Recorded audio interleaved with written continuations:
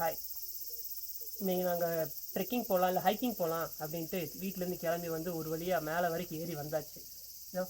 இதுதான் ஹனாயாகுரா அப்படிங்கிற observation tech வரைக்கும் கீழேருந்து மேலே வந்தோம். இந்த மவுண்டன் பேர் பார்த்தீங்கன்னா யோஷினோ அப்படிங்கிற மவுண்டன்.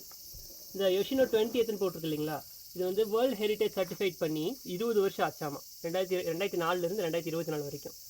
ஸோ இங்கே மேலே வரைக்கும் வந்தோம். வந்து இங்கேயே பார்த்தீங்கன்னா அப்சர்வேஷன் டெக்கு பின்னாடி வியூ பாருங்களேன்.